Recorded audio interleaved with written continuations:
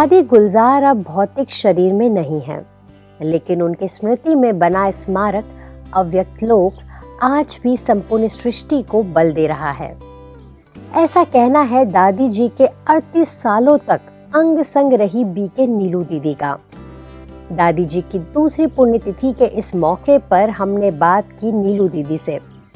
तो अब देखिए दिल छू लेने वाली उस बातचीत के कुछ अंश।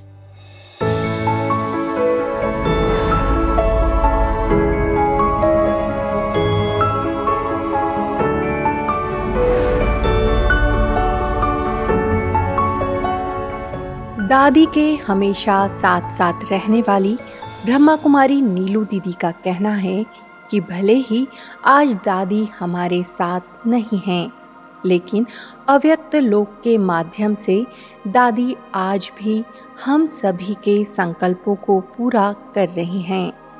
बाबा की यज्ञ के कनेक्शन में जो बच्चे हैं, जो भी सभी आ रहे हैं, तो कोई ना कोई किसी ना किसी को किसी भी रूप में अव्यक्त लोक में बहुत अच्छा अनुभव होता है।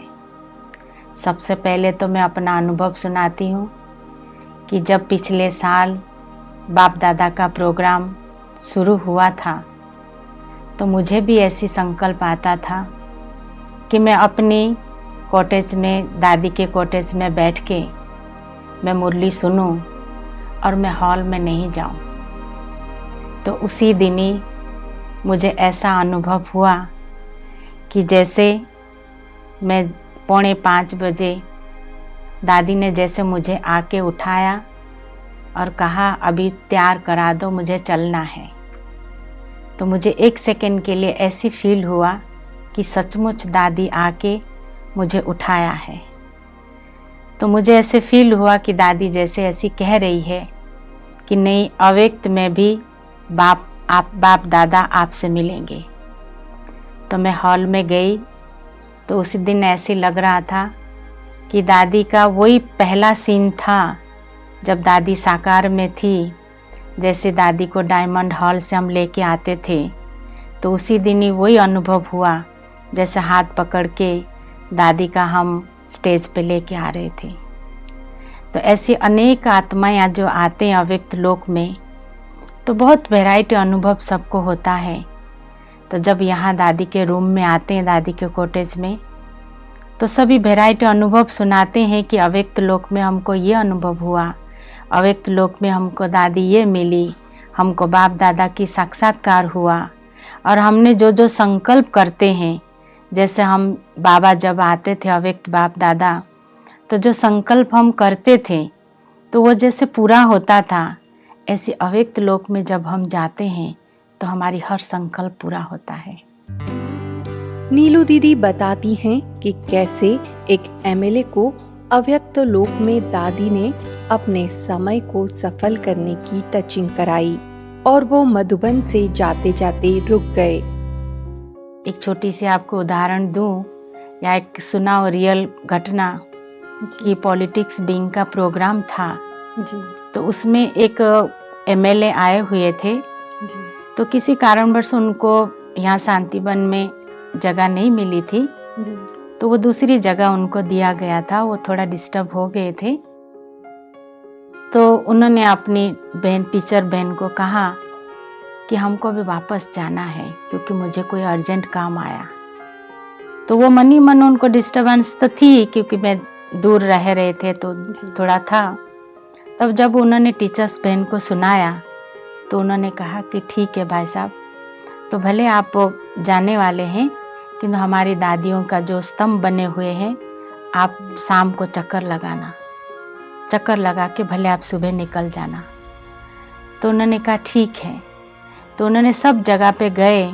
जब अव्यक्त लोक में आए तो योग कर रहे थे, वहाँ बैठे थे, तो उनको ऐसे लगा दादी जैसे आके उनको कह रहे हैं कि आप आए हो, इतने मेहनत करके आप आए हो, यहाँ की लाभ के उठाए बिगड़ चले जाएंगे।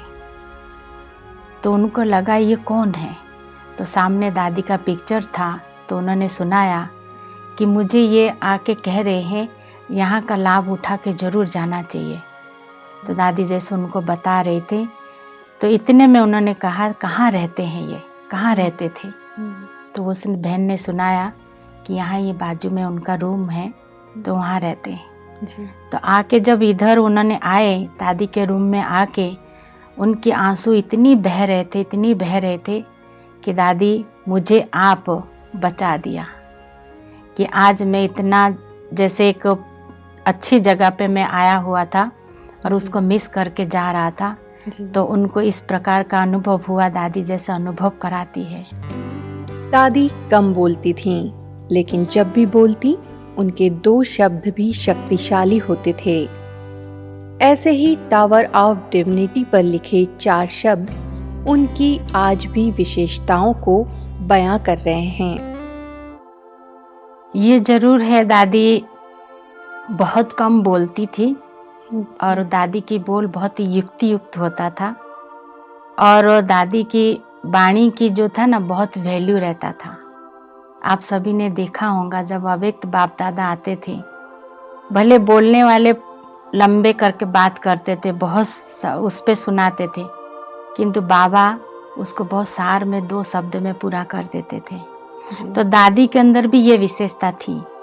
भले दादी मीटिंग में बैठी हुई होती थी, हम सभी को लगता था कि पता नहीं दादी सुन रहे कि नहीं सुन रहे हैं, किंतु भले वो 1 घंटा चले, 2 घंटा चले, जितनी देर के भी चले, किंतु दादी उसको सार में 4-5 शब्दों में पूरा कर देती थी। किंतु वो जो सुनाती थी ना दादी, जो 4-5 शब्दों में की पूरा करती थी दादी, पूरा 2 घंटे की जो बातों की पूरा सार होता था और सभी को बहुत पसंद आता था, जैसे संतुष्ट हो जाते थे। तो दादी शुरू से एक ही लक्ष्य रखी हुई थी कि सबको सुख देना है और दुआएं लेना है, दुआएं देना है, और सभी को सुख देना है और सुखी में रहना है। ये दादी का बहुत था। चाहे अव्यक्त लोक हो या शक्ति भवन या अव्यक्त मिलन में चलाई जाने वाली अव्यक्त वाणी, दादी के मुखारविंद से बोला गया हर शब्द, दादी का हर चित्र आज भी हर मनुष्य आत्मा की सेवा कर रहा है। तो मुझे याद आता है, एक बार बाबा ने वरदान दिया था कि दादी को कि बच्ची की चित्र और चरित्र सेवा करेंगी। तो वो हम आज प्रैक्टिकल में देख रहे हैं। बाबा को बोलते लगभग 25-26 साल हो गए, किंतु आज हम प्रैक्टिकल में देख रहे हैं कि चित्र और चरित्र कैसे सेवा कर रहे हैं। सचमुच चित्र जो है, आज बाप दादा का जब चित्र आता है, जब अव्यक्त बाप दादा आते थे, तभी भी जो सेवा थी, अभी भी वही चित्र ही सेवा कर रहे हैं। रही चरित्र की बात, आज दादी को हम देखते हैं, हर एक व्यक्ति कहता है कि सचमुच ऐसी दादी थी, दादी जो थी ना भी कोई भी होगा। तो दादी की जो चित्र और चरित्र दोनों की बाबा ने वरदान दिया था, वो हम आज सब प्रैक्टिकल में देख रहे हैं। गुलजार दादी का चलना हो या खाना, सब कुछ बेहद रॉयल होता था। दादी को एक छींक भी आता था ना, तो कभी हम लोग जैसे छींक लेते हैं, छींकते हैं मान लो, तो आवाज करते हैं और मुंह पे नैपकिन नहीं रखते, नहीं। दादी को जैसे मान लो छींक आना होता था, तुरंत दादी नैपकिन मुंह पे रख लेती थी। और जैसे दादी खाना खाते थे ना, ऐसे लगता ही नहीं था, खाना खा के दादी उठ जाती थी, ऐसे लगता नहीं था खाना खाया हुआ हो, इतनी नीट क्लीन रहता था जी। और दादी जब खाना खाती थी, आप सभी ने देखा होगा, जब बाप दादा को खिलाते हैं जी। तो बाबा के मुंह कितनी छोटा सा खुलता था जी हाँ। तो ऐसे ही दादी जब खाती थी, उनकी रोटी की गिट्टी जो होती थी ना, इतनी छोटी छोटी गिट्टी होती थी, वो जैसे गिट्टी तोड़ के दादी खाती थी। हम लोग खाते हैं तो कई बार मुंह जैसे खुल जाता है, दादी का कभी नहीं होता है। आवाज होती है तो दादी का कभी नहीं होता था। और जितनी बार दादी एक गिट्टी लेंगी, उतनी बार दूसरे हाथ से मुंह जरूर पहुंचती थी। बहुत रॉयल थी दादी, बहुत रॉयल्टी थी। हम कई बार देखते थे, दादी खाना खा रही होती थी और दादी जानकी कई बार कहती थी मुझे दादी से मिलना है। तो दादी जैसे एंटर होती थी तो दादी तुरंत अपनी टेबल से खड़ी हो जाती थी, कहती थी दादी हम खाना खा रहे। जिन्हें दादी के साथ सेवा करने का मौका मिला, वे आज भी बताते हैं कि कौन कौन से गुण उन्होंने दादी से धारण किए। दादी को जब याद करते हैं तो बाप दादा ही याद आता है। और दादी की जो दृष्टि है एकदम समता वाली थी। कोई भी आत्मा दादी जी के पास आवे तो दादी ये नहीं समझे कि ये आत्मा नई है, ये आत्मा पुरानी है, बड़ी है, छोटी है। मैं यही देखती थी कि जैसे बाबा के सामने जब बच्चा आता है तो बाबा की दृष्टि एकदम प्यारी और एक समान रहती थी, तो दादी जी की भी दृष्टि एक समान। तो ये बड़ा गुण मैंने विदेश के लिए एक ले लिया कि जो भी आत्मा बाबा के घर में आए वो कुछ प्राप्ति करने के लिए आते हैं, तो वो दादी की दृष्टि मुझे बहुत काम लगती है। एक बार की बात है, मैं आपको सुना रही हूँ। हम नए नए आए थे दिल्ली सेंटर पर, तो सेंटर की तो दिनचर्या अलग होती है ना, नियम मर्यादा पूर्वक होता है, सब कुछ समय पर होता है। मुरली क्लास के टाइम क्लास, भोजन के टाइम भोजन। तो एक बहन की भोजन खिलाने की ड्यूटी थी, तो वो बहन ने बोला हमें भोजन खिलाने के लिए बुलाने आई। तो हम नए नए थे तो संकोच आता था कि सब लोग भोजन कर ले फिर हम भोजन करें। तो मैंने उसको कहा ठीक है, हम थोड़ी देर बाद करेंगे सबके भोजन करने के बाद।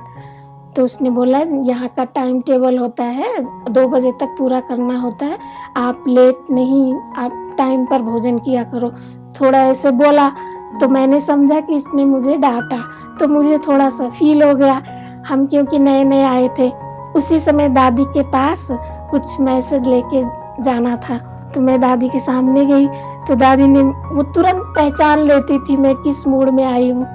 तो दादी ने कहा कि आपको कुछ हुआ है क्या? मैंने कहा नहीं दादी जी। तो नज़दीक बुलाया, इधर आओ, आपको कुछ हुआ है? मैंने कहा नहीं। फिर वो हाथ पकड़ लिया, नहीं बताओ कुछ हुआ है चेहरे से। तो फिर मुझे एकदम से आ गया। तो मैंने कहा नहीं दादी कुछ नहीं हुआ, वो बहन ने भोजन के लिए बोला था टाइम पर करना, मैं लेट करती हूँ ना, इसलिए मुझे थोड़ा ऐसे भावुक हो गई थी। तो दादी ने एकदम सब्जेक्ट चेंज कर दिया और बोला, कहा कि आपको मालूम है शिमला में तारा देवी का मंदिर है, मेरा नाम तारा है ना। हाँ जी। तो कहा वहाँ पर तारा देवी का मंदिर है, और वो जो बहन थी ना उसका नाम लिया, कहा उसका मंदिर नहीं है। अच्छा। तारा। तो मैं हंस पड़ी। तो ऐसे मतलब बात ही चेंज कर देती थी दादी जी, ऐसे एकदम खुश कर देती थी। दादी जी अंतिम घड़ी तक सबको यही याद दिलाती रही कि अब कर्मातीत बनना ही है। तो ऐसी महान विभूति दादी गुलजार जी की अनुभूति कराने वाला अव्यक्त लोक चिरकाल तक लोगों को दिव्य शक्ति से भरपूर करता रहेगा।